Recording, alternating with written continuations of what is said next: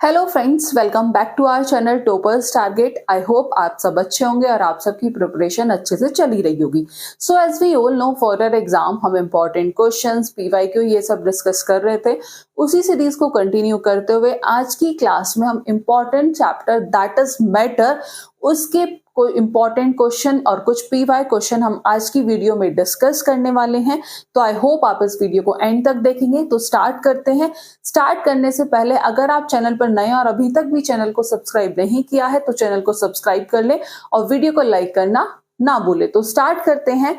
जो आपका question number first है वो है कि which of the following set of property is true for gases, कि इनमें से ये आपको कुछ प्रॉपर्टीज गिवन है, कौन सी सही है किसके लिए, गैसेस के लिए। ठीक है, एक अच्छा सा क्वेश्चन है जिसमें आपको सॉलिड, लिक्विड, गैस की प्रॉपर्टीज पता होनी चाहिए। तो पहला ऑप्शन देख लेते हैं, गैसेस के लिए कौन सी प्रॉपर्टी ट्रू है। तो जो फर्स्ट ऑप्शन है वो है definite shape, definite volume, incompressible.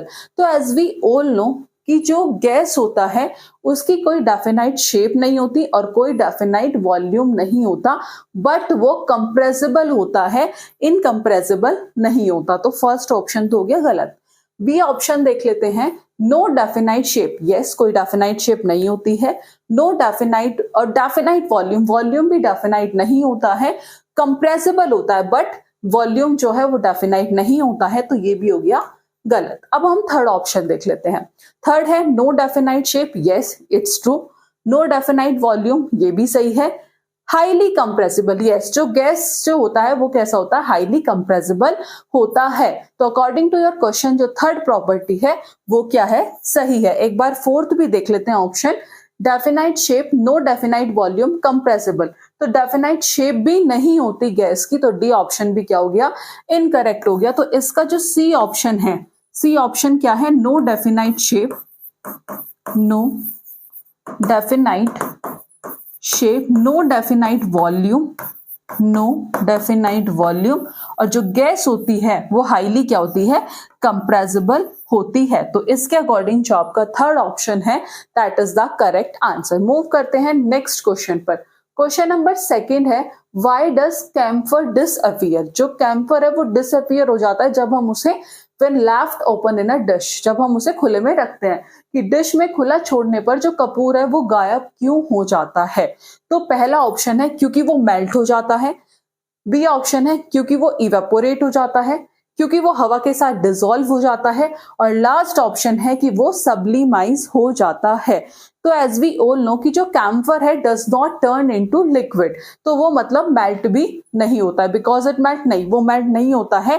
Camphor does not turn into liquid. Evaporation, evaporation किस पे अप्लाई होता है, लिक्विड पे अप्लाई होता है। तो ये भी गलत हो गया और ये भी गलत हो गया। थर्ड ऑप्शन है because it dissolve in air, कि वो हवा में घुल जाता है, तो it does not form a solution, ये कोई सॉल्यूशन फॉर्म नहीं करता। तो जो आपका सी ऑप्शन है ये भी हो गया गलत। अब बचता है last option, because it sublimise. Yes, तो डी ऑप्शन होगा, ये क्या हो जाएगा आपका correct answer. Is that clear कि कैम्फर अंडरगो सब्लिमेशन। ठीक है, ये आप नोट करके लिख सकते हैं, कैम्फर, ये इंपॉर्टेंट है, यहीं से क्वेश्चंस आने के चांसेस भी है इस चैप्टर से। कैम्फर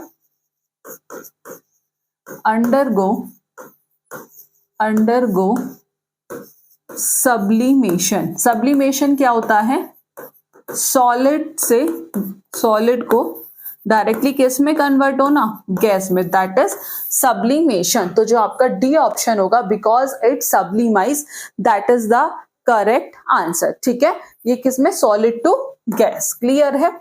मूव करते हैं नेक्स्ट क्वेश्चन पर। क्वेश्चन नंबर थर्ड है, which substance shows diffusion most rapidly, कि कौन सा सब्सटेंस जो है वो मोस्ट रैपिडली डिफ्यूजन शो करता है, कि कौन सा पदार्थ सबसे तेजी से डिफ्यूजन दिखाता है। अब आइस, वाटर, एयर, हनी, आपको चार ऑप्शन गिवन है। अब हम बात करें डिफ्यूजन, तो आपने पढ़ी होगी प्रॉपर्टी सॉलिड, लिक्विड, गैस। क्या पूछा है कि कौन सा सब्सटेंस जो है तेजी से डिफ्यूजन जो है वो क्या करता है, शो करता है। तो एज वी ऑल नो, अगर सॉलिड की बात करूं तो सॉलिड में जो डिफ्यूजन होता है वो बहुत स्लो होता है, वेरी स्लो डिफ्यूजन। और एज वी ऑल नो कि जो सॉलिड में जो पार्टिकल्स होते हैं वो कैसे होते हैं, टाइटली पैक्ड होते हैं। लिक्विड में मॉडरेट होता है, बट गैस में जो डिफ्यूजन होता है वो क्या होता है, फास्ट होता है। ठीक है, गैस में जो डिफ्यूजन होता है वो क्या होता है, फास्ट होता है। गैस में जो डिफ्यूजन होता है वो फास्ट होता है। तो लेट्स सी ऑप्शन, अपना फर्स्ट ऑप्शन जो है ice. Ice as we all know क्या है, सॉलिड है, और सॉलिड में जो डिफ्यूजन होता है वो बहुत स्लो होता है। तो जो ए ऑप्शन हो गया ये हो गया इनकरेक्ट। बी देख लेते हैं, वाटर। वाटर कैसा है, लिक्विड है, लिक्विड के अंदर फ्लो करने की टेंडेंसी होती है, और इसमें जो डिफ्यूजन होता है हम कह सकते हैं वो मॉडरेट होता है, वो फास्ट नहीं होता है, जिसकी वजह से क्या होगा, बी ऑप्शन गलत हो जाएगा, क्योंकि इसमें जो डिफ्यूजन होता है वो स्लो होता है, स्लोवर देन गैसेस। गैसेस से इसमें जो डिफ्यूजन होता है वो कम होता है। ठीक है, गलत हो गया। एयर, एयर क्या है, एयर है गैस। ठीक है, एयर क्या है, हवा क्या है। तो अगर हम बात करें किसकी, एयर की, तो जो एयर है वो क्या करता है, वो डिफ्यूजन फास्ट शो करता है। तो जो सी ऑप्शन होगा, एयर में गैसेस प्रेजेंट होती हैं, तो जो सी ऑप्शन होगा that is the correct answer. अब हम बात करें D, honey. Honey as we all know ये कैसा होता है, विस्कस लिक्विड। तो ये बहुत स्लोली डिफ्यूज होता है। जो हनी है वो कैसा है, वो विस्कस लिक्विड है, विस्कस लिक्विड है, ये बहुत स्लोली डिफ्यूज होता है, स्लोली डिफ्यूज। तो अगर बाकी ऑप्शन देखें तो आइस भी गलत, वाटर भी गलत, हनी भी गलत। तो जो करेक्ट है वो है आपका सी ऑप्शन, एयर जो है that is the correct answer. तो जो आपका सी ऑप्शन है that is the correct answer कि gases like air have maximum diffusion rate. ठीक है, gases like air have maximum diffusion rate. ठीक है, गैसेस लाइक एयर, इसमें जो डिफ्यूजन रेट होता है वो होता है मैक्सिमम। क्लियर है, मूव करते हैं नेक्स्ट क्वेश्चन पर। फोर्थ क्वेश्चन है, the boiling point of a liquid increase with, कि जो बॉइलिंग पॉइंट होता है लिक्विड का वो बढ़ता है जब क्या इंक्रीज होता है। तो पहला है सरफेस एरिया बढ़ता है तो बॉइलिंग पॉइंट बढ़ता है, दूसरा है टेम्परेचर बढ़ता है तो बॉइलिंग पॉइंट इंक्रीज होता है, बॉइलिंग पॉइंट इंक्रीज होता है विद प्रेशर के साथ या वॉल्यूम के साथ। तो पहला ऑप्शन की बात करते हैं, सरफेस एरिया। तो as we all know surface area affect evaporation. ठीक है, कि जो सरफेस एरिया है वो किसे अफेक्ट करता है, इवेपोरेशन को affect, evaporation not boiling point, not boiling point, not boiling point. तो जो आपका ए ऑप्शन है वो क्या हो जाएगा, इनकरेक्ट। अब बात करते हैं टेम्परेचर की। तो जो टेम्परेचर है, टेम्परेचर में reach boiling point but does not affect directly.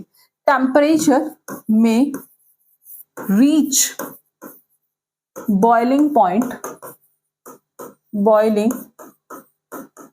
Point but does not affect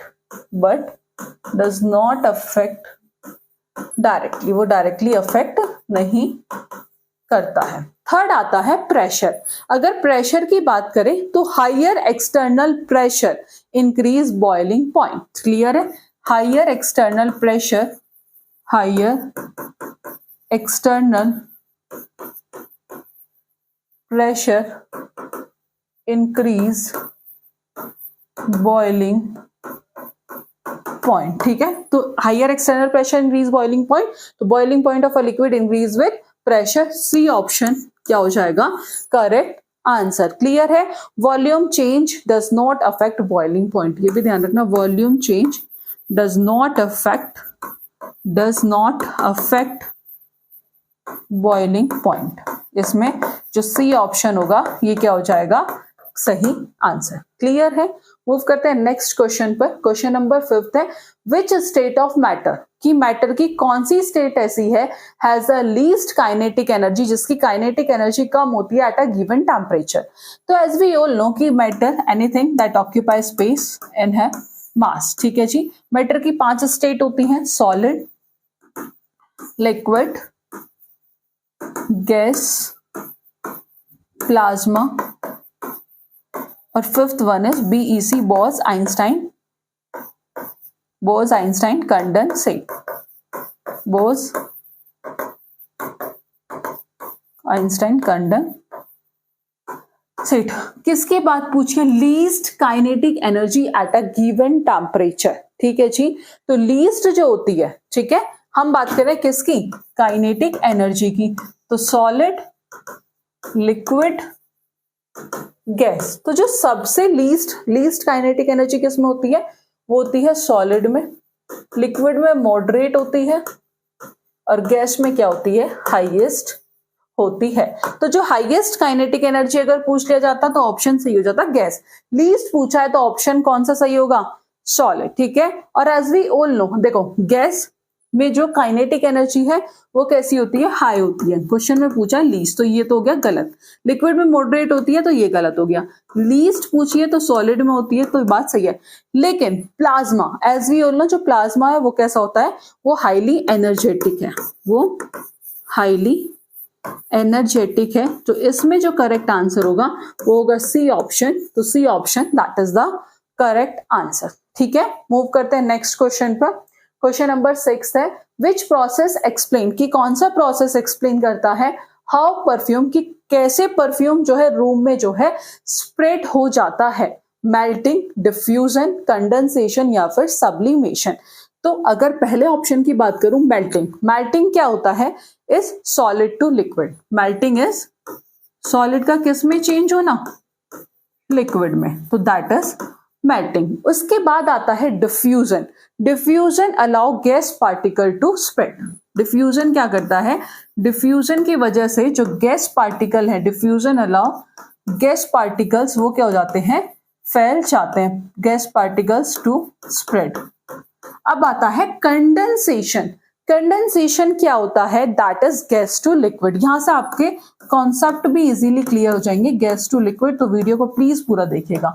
और सब्लिमेशन, अभी हमने देखा था सब्लिमेशन का, कि डायरेक्ट सॉलिड को डायरेक्ट इसमें चेंज करना, solid to gas, solid to gas. अब इन्होंने कहा है कि which process explain how perfume spread in a room, तो वो किसके थ्रू होता है, वो डिफ्यूजन के थ्रू होता है, क्योंकि diffusion allow gas particle to spread. तो जो आपका बी ऑप्शन होगा diffusion, that is the correct answer. Clear है? मूव करें नेक्स्ट क्वेश्चन पर। नेक्स्ट क्वेश्चन है, क्वेश्चन नंबर 7 है, what is the term for solid changing directly to gas. और अभी हम देख रहे थे कि जो सब्लिमेशन है, सब्लिमेशन में जो सॉलिड है वो डायरेक्टली किस में चेंज हो रहा है, solid directly change into gas. तो इसके अकॉर्डिंग जो करेक्ट आंसर होगा वो होगा सब्लिमेशन। पहला है ऑप्शन जो है वो है फ्यूजन।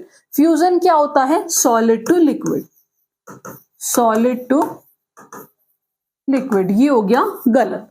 दूसरा होता है vaporisation. Vaporisation as we all know, liquid to gas, liquid to gas, ये भी गलत, ये भी गलत। अब आता है कंडेंसेशन। कंडेंसेशन अभी हमने देखा था, कंडेंसेशन होता है gas to liquid, gas to liquid, ये भी गलत। और सब्लिमेशन होता है सॉलिड टू गैस, यही क्वेश्चन में पूछा था। तो डी ऑप्शन क्या हो जाएगा, correct answer. Next question, question number 8 है कि इन इवेपोरेशन, किसकी बात हो रही है, इवेपोरेशन की बात हो रही है, कि इन इवेपोरेशन एस्केपिंग मॉलिक्यूल्स हैव, ठीक है।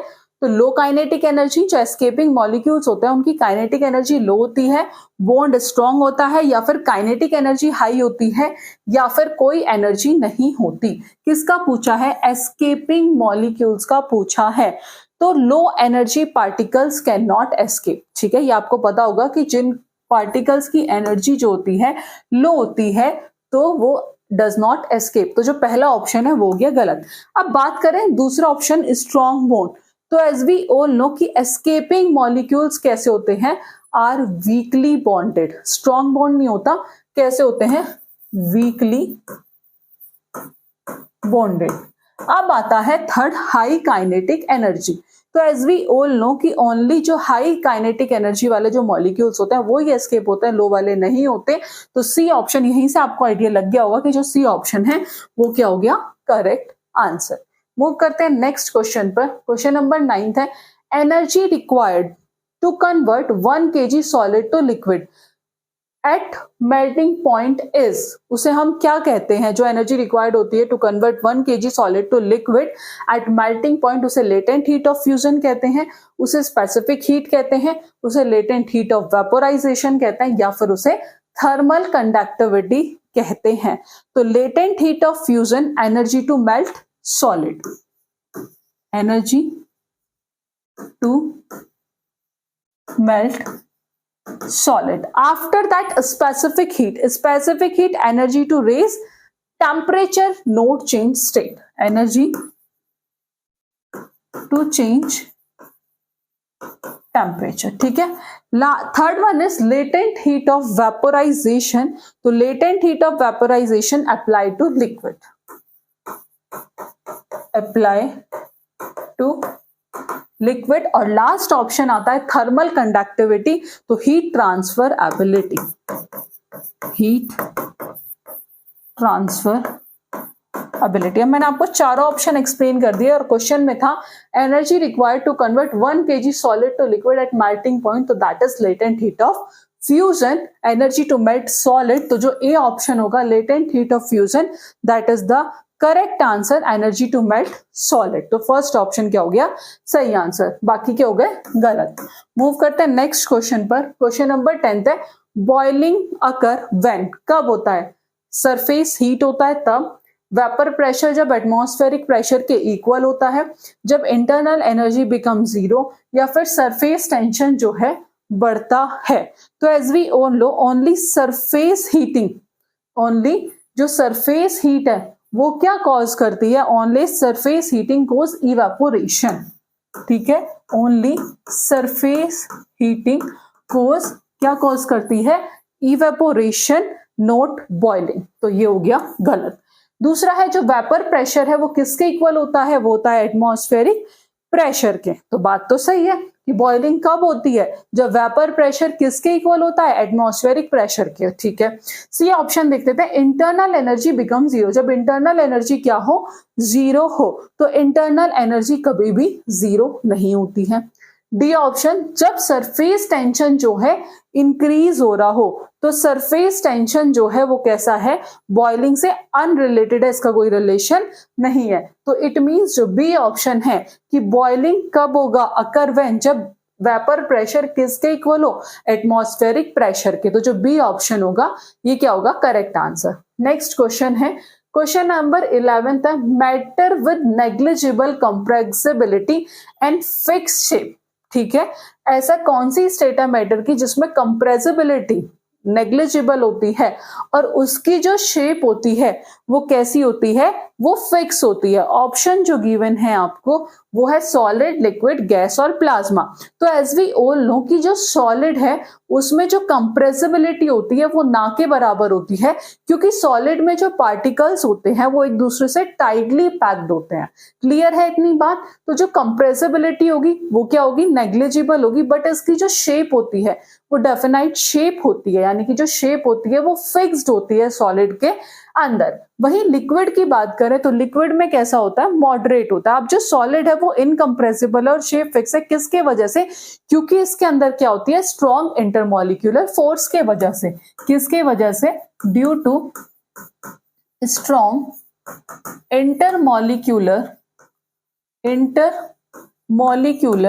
फोर्स के वजह से ये कैसा होता है, इसके अंदर कंप्रेसिबिलिटी नेग्लिजिबल होती है और शेप फिक्स्ड होती है। बात करें लिक्विड की, लिक्विड के पास क्या होती है, फ्लो करने की टेंडेंसी होती है। लिक्विड के पास क्या होती है, टेंडेंसी टू फ्लो। बट इसमें जो कंप्रेसिबिलिटी की अगर हम बात कर रहे हैं, इसकी शेप जब इसमें फ्लो करने की टेंडेंसी है तो इसकी शेप फिक्स नहीं होती है। लिक्विड की जो शेप है वो फिक्स नहीं होती है, क्लियर है। अगर गैस की बात करें तो ये हाईली कंप्रेसिबल होता है। अब लास्ट ऑप्शन जो है प्लाज्मा, वो हाईली एनर्जेटिक होता है। कैसा होता है? वो एक आयनाइज गैस है, ये भी कैसा है? कंप्रेसिबल है, बट ये क्या है? एक आयनाइज गैस है। तो इसमें हम किस ऑप्शन के साथ जाएंगे? इसमें हम सॉलिड के साथ जाएंगे। तो जो ए ऑप्शन है ये क्या होगा? Correct answer. क्लियर है। नेक्स्ट क्वेश्चन, क्वेश्चन नंबर 12 है कि which of the following is most compressible, कि इनमें से कौन सा ऐसा है जो सबसे ज्यादा कंप्रेसिबल है। अब डायरेक्ट सॉलिड लिक्विड गैस ना पूछ के इन्होंने एग्जांपल से पूछ लिया। आइस सॉलिड होता है, वाटर लिक्विड है, एयर क्या है? गैस है। अब कुछ बच्चे जो कंफ्यूज हो जाएंगे वो हो जाएंगे वैक्स के साथ। तो वैक्स क्या है? Wax is solid. वैक्स भी क्या है? वैक्स है सॉलिड। अब जो हाईली कंप्रेसिबल क्या होता है? That is gas. जो मोस्ट कंप्रेसिबल है दैट इज गैस। तो सी ऑप्शन क्या हो गया? Correct answer. ठीक है। नेक्स्ट क्वेश्चन है डिफ्यूजन इज फास्टेस्ट है, कि जो डिफ्यूजन है वो फास्ट किस में होता है? सॉलिड में होता है, लिक्विड में होता है, गैस में होता है। तो एज वी ऑल नो कि जो डिफ्यूजन जो फास्ट होता है वो गैस में होता है। सॉलिड में भी स्लो है, लिक्विड में गैस के कंपैरिजन से स्लो है। तो सॉलिड गलत हो गया, लिक्विड गलत हो गया। जो सी ऑप्शन है गैसेस, ये क्या हो गया? सही हो जाएगा। ठीक है, ये क्या होगा? सही होगा। गैसेस के अंदर जो डिफ्यूजन होता है वो मैक्सिमम होता है।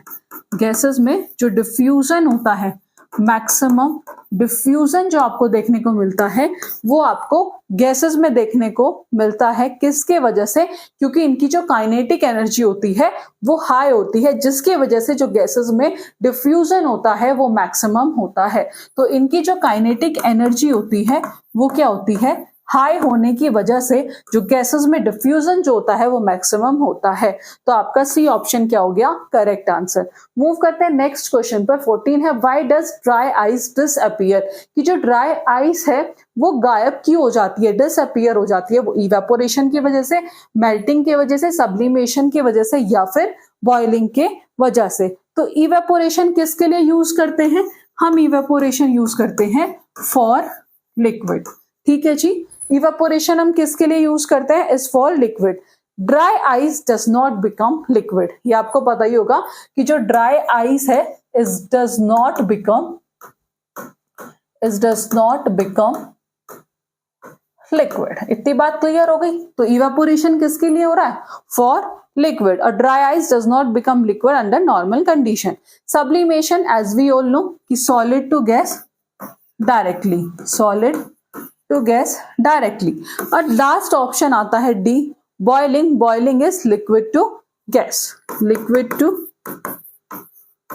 गैस। ठीक है। तो अब ये क्वेश्चन होमवर्क में आप बताओगे कि इसका करेक्ट आंसर क्या है। मूव करते हैं नेक्स्ट क्वेश्चन पर। 15 जो है which is an endothermic process, की इनमें से कौन सा एंडोथर्मिक प्रोसेस है। अब एक्सोथर्मिक दो प्रोसेस होते हैं, एक्सोथर्मिक, एंडोथर्मिक। तो एक्सोथर्मिक में जो हीट है वो रिलीज होती है, या कह सकते हैं जो एनर्जी है वो रिलीज होती है। और एंडोथर्मिक में जो एनर्जी है वो एब्जॉर्ब होती है। Let's see option. पहला है कंडेंसेशन। तो पहले ऑप्शन की बात करूं कंडेंसेशन की, तो ये कैसा होता है? ये एक्सोथर्मिक है। इसमें जो एनर्जी है वो क्या होती है? रिलीज होती है। और पूछा है कि इनमें से कौन सा एंडोथर्मिक प्रोसेस है, तो ये हो गया गलत। अब बी ऑप्शन आता है फ्रीजिंग।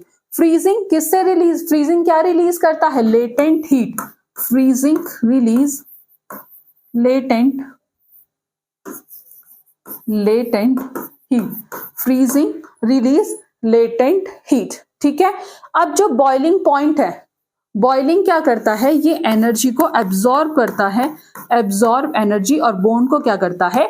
ब्रेक करता है। Absorb energy to break bond, to break bond. अब लास्ट ऑप्शन बचता है डिपोजिशन। ये डिपोजिशन क्या होता है? Deposition gas to solid. Deposition gas to solid. और ये कैसा होता है? एक्सोथर्मिक।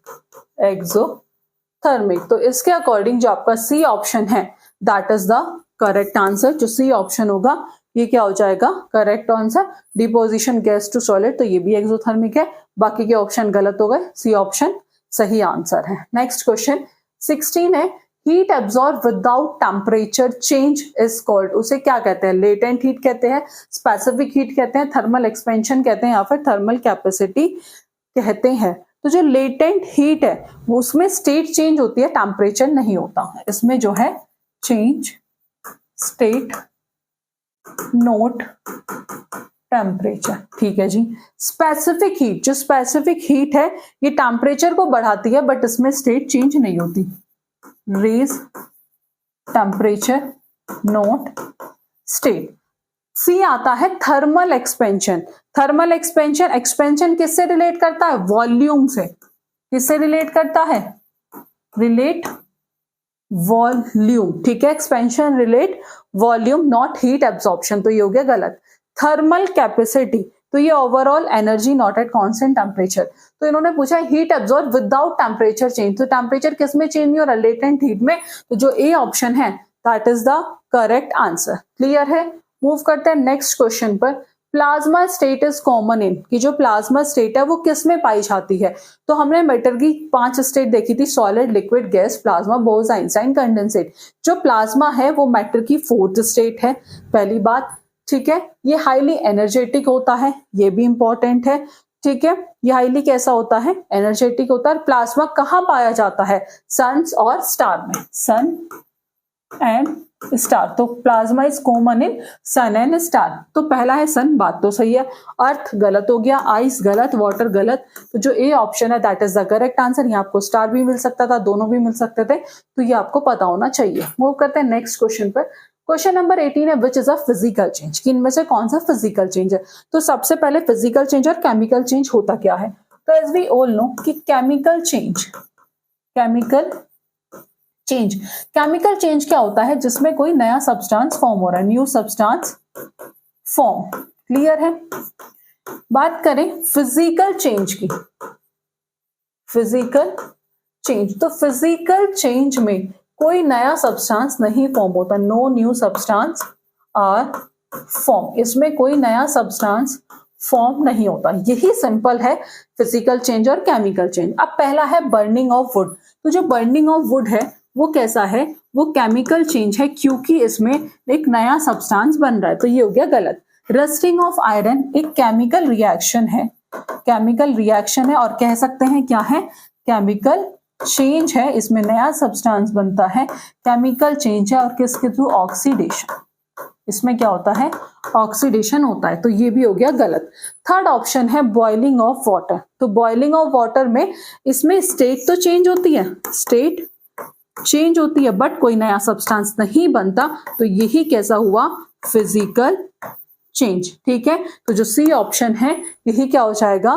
Correct answer. और cooking of food, cooking of food किसका एग्जांपल है? केमिकल चेंज का। इंपॉर्टेंट है केमिकल चेंज, फिजिकल चेंज से आपको क्वेश्चन जरूर देखने को मिलते हैं, तो इसमें जो सी ऑप्शन होगा that is the correct answer. Question number 19 है, आइस फ्लोट ऑन वाटर, की आइस जो है वो वाटर में क्या करता है?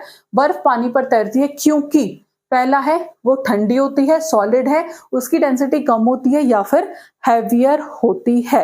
तो टेम्परेचर कोई रीजन नहीं है, ठीक है। जो टेम्परेचर कोल्ड यानी कि जो ठंडा है, temperature is not the reason it float.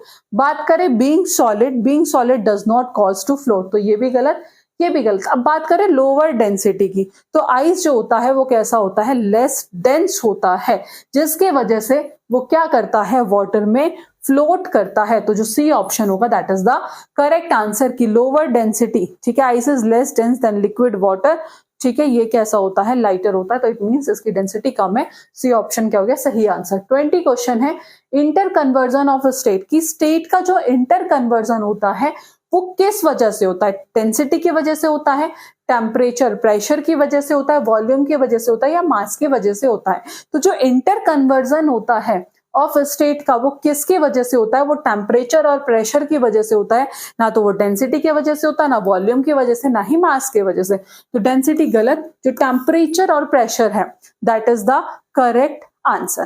Clear है? डेंसिटी कोई रीजन नहीं है। नेक्स्ट क्वेश्चन है 21 है, स्टीम एट 100 डिग्री कोजेस मोर बर्न। ठीक है, जो स्टीम होती है 100 डिग्री सेल्सियस पर भाप 100 डिग्री सेल्सियस पर पानी की तुलना में अधिक जलने का कारण बनती है। तो वो टेम्परेचर की वजह से, एक्सपेंशन की वजह से, लेटेंट हीट की वजह से, प्रेशर की वजह से। तो ऐसा क्यों होता है? लेटेंट हीट की वजह से।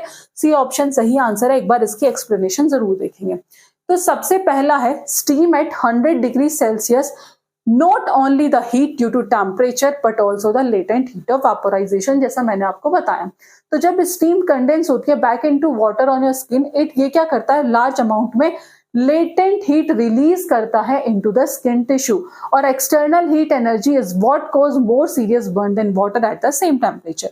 पहला ऑप्शन था टेम्परेचर, ये इनकरेक्ट है क्योंकि बोथ स्टीम और दोनों का बॉइलिंग पॉइंट जो होता है, boiling water are at 100 degree Celsius. Clear है कि बिकॉज दोनों steam and boiling water are at 100 degree Celsius. Temperature is the same, so temperature जो है सेम है, so that alone cannot explain the difference in burn sensitivity. Sorry. Next है expansion. Expansion भी गलत है क्योंकि expansion कब होता है? जब वाटर किस में टर्न होता है? स्टीम में। But the burn is caused by steam turning back to liquid, not expansion. Clear है? Expansion does not transfer energy to the skin. Pressure तो इनकरेक्ट है। ठीक है, मूव करते हैं नेक्स्ट क्वेश्चन पर। पार्टिकल आर क्लोजेस्ट इन, कि जो पार्टिकल्स होते हैं वो किस में क्लोज होते हैं? सॉलिड में होते हैं, लिक्विड में होते हैं, गैस में होते हैं या फिर प्लाज्मा में होते हैं? तो जो पार्टिकल क्लोज होते हैं वो सॉलिड में होते हैं, टाइटली पैक्ड होते हैं।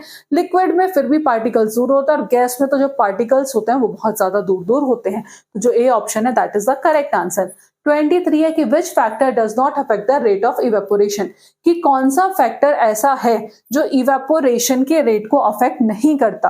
वो है सरफेस एरिया, टेम्परेचर, ह्यूमिडिटी या फिर एटमॉस्फेरिक प्रेशर। तो सबसे पहला ऑप्शन है सरफेस एरिया। तो सरफेस एरिया तो मतलब फास्टर इवेपोरेशन, फास्टर इवेपोरेशन। मैं बात करूं टेम्परेचर की, ठीक है, तो जो टेम्परेचर है इसमें भी जो इवेपोरेशन फास्टर होगा, ह्यूमिडिटी में स्लोवर होगा। तो एटमॉस्फेरिक प्रेशर जो है वो इवेपोरेशन के रेट को अफेक्ट नहीं करता है। तो जो डी ऑप्शन है that is the correct answer. ठीक है, कि जो एटमॉस्फेरिक प्रेशर है does not affect the rate of evaporation. D option क्या हो जाएगा?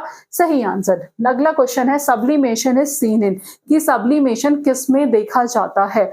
आयरन में देखा जाता है, आइस में देखा जाता है। हमने पहला ही क्वेश्चन देखा था, पहला या दूसरा। तो किस में देखते हैं हम? सब्लिमेशन कैम्फर में। तो जो सी ऑप्शन है that is the correct answer. Next question है 25 डिफ्यूजन इज लीस्ट इन, हम बहुत बार डिस्कस कर चुके हैं। तो जो कम डिफ्यूजन होता है वो सॉलिड में होता है। तो ये ऑप्शन क्या हो जाएगा? Correct answer. 26 है गैस का लिक्विड में चेंज होना, उसे हम कंडेंसेशन कहते हैं, इवेपोरेशन कहते हैं, सब्लिमेशन कहते हैं या फिर फ्रीजिंग कहते हैं। तो उसे हम कहते हैं कंडेंसेशन। तो जो ए ऑप्शन है that is the correct answer. Next question, इनमें से कौन सा मेटल नहीं है? तो chair, yes, anything that occupy space, और जिसका कोई ना कोई मास होता है वो मैटर है। तो चेयर, यस, वो स्पेस भी ऑक्यूपाई करती है और इसका मास है। स्मेल, ठीक है, जैसे स्मेल जो है वो मैटर नहीं है। एयर, यस, मैटर है, वाटर मैटर है, बट स्मेल नहीं है। तो जो बी ऑप्शन है that is the correct answer.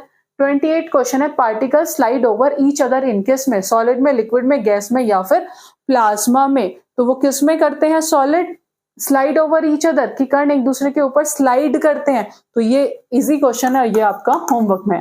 29 देख लेते हैं। लीस्ट कंप्रेसिबल, तो लीस्ट कंप्रेसिबल सॉलिड होते हैं, हाईली कंप्रेसिबल गैस होते हैं। तो गैस गलत, लिक्विड गलत, solid correct answer. Next question है नो फिक्स शेप और वॉल्यूम, जिसका शेप और वॉल्यूम फिक्स नहीं होता है तो वो गैस है। सॉलिड में फिक्स होता है, लिक्विड भी नहीं है, गैस। जो सी ऑप्शन है that is the correct answer. ठीक है, तो ये थे 30 क्वेश्चन जो हमने मैटर चैप्टर से डिस्कस किए हैं, जिसमें कुछ पीवाई क्वेश्चन भी थे और इंपॉर्टेंट क्वेश्चन भी थे। तो आई होप आपको क्लास पसंद आई होगी। फर्दर ऐसी क्लास के लिए आप चैनल को जरूर सब्सक्राइब कर लीजिएगा और जितना हो सके वीडियोस अपने फ्रेंड के साथ शेयर कीजिएगा। आज की क्लास में इतना ही, मिलेंगे नेक्स्ट क्लास में और इंटरेस्टिंग क्वेश्चन के साथ। तो thank you for watching this class.